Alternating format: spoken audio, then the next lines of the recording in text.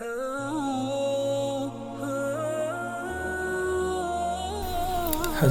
ابوبکر صدیق رضی اللہ تعالی عنہ فرماتے ہیں، عدل و انصاف ہر ایک سے خوب ہے لیکن خوب تر ہے۔ مجھے نئے کپڑوں میں دفن نہ کیا جائے۔ نئے کپڑوں کے زیادہ مستحق وہ لوگ ہیں جو زندہ اور برہنہ ہیں۔ گلے اور شکوے سے زبان بند رکھو، راحت نصیب ہوگی۔ پرہیز کرو، پرہیز نفع دیتا ہے۔ عمل کرو، عمل قبول کیا جاتا ہے۔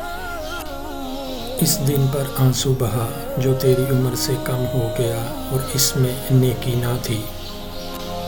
صبر میں کوئی مصیبت نہیں اور رونے دھونے میں سوائے نقصان کے کچھ فائدہ نہیں۔ جو اللہ کے کاموں میں لگ جاتا ہے، اللہ اس کے کاموں میں لگ جاتا ہے۔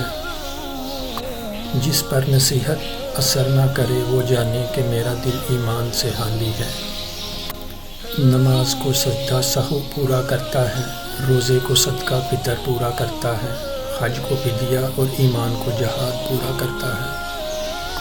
جس میں رونے کی طاقت نہ ہو وہ رونے والوں پر رحم ہی کیا کرے۔ زبان کو شکوے سے روک، خوشی کی زندگی عطا ہوگی۔ ہرگز کوئی شخص موت کی تمنا نہیں کرے گا سوائے اس کے جس کو اپنے عمل پر وثوق ہوگا۔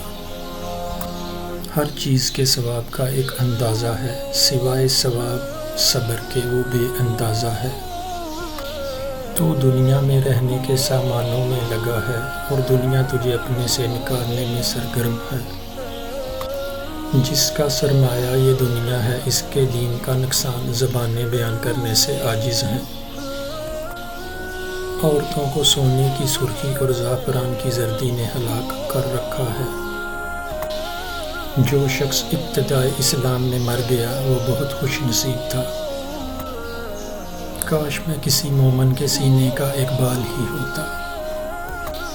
خالد بن ولید سپہ سالار اعظم کو ہدایت فرماتے ہوئے فرمایا، جاؤ عزت سے بھاگو تو عزت تمہارے پیچھے پھرے گی، اور موت پر دلیر رہو تاکہ تمہاری ابدی زندگی بخشی جائے۔